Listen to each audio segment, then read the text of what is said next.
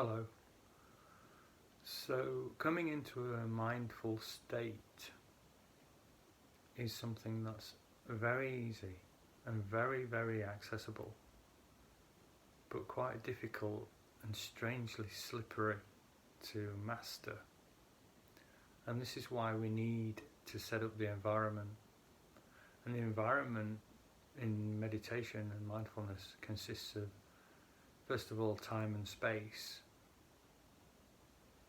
So a really useful tool for setting a short meditation with a lovely soft bell is the Insight Timer app.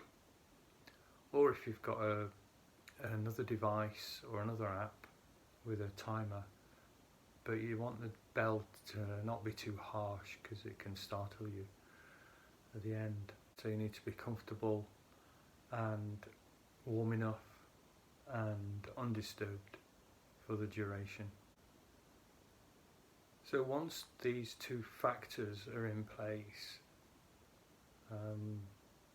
the mindfulness practice begins. And the whole principle of mindfulness is to bring your awareness into present moment, and without analysing it or judging it, but just noticing and accepting, in a sense. And a lot of the distraction comes from our mind. The distraction that we are competing with is in the mind, and this is why it's called mindfulness, because being mindful is about empowerment. And if you're not in mindfulness, that means in harmony with your mind, with your own mind and what it's doing, then the mind will take over and very quickly find yourself in thinking mode, reflecting mode, imagining, etc., etc., etc. So this is what the mind is fantastic for. But it does get carried away and will carry you away with it. So at the moment, once you've set your intention to meditate mindfully for a certain amount of minutes, your mind will be doing its job, and your job as not the mind is to notice the mind doing its job. And this is a constant process. So the mind will be listening and perceiving and translating for you. It will be receiving nervous impulses from within the body and externally to the body. And this is its task. But that very fine, subtle difference between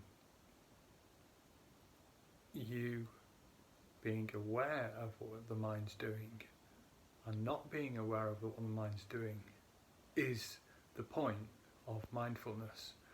This is where you become aware of what the mind's doing, and you are in congruence and harmony with your mind.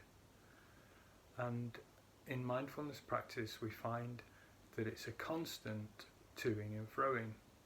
So the practice itself is when you notice the mind doing its activity, and then with your intention to become aware, you gently bring your attention back into the present moment, where the mind has very little function, because present moment non-judgmental awareness is something that's an experience that goes well beyond the confines of your mental organ. And to practice making this part of your life, and to practice it will make you stronger in that activity throughout your day and throughout your life.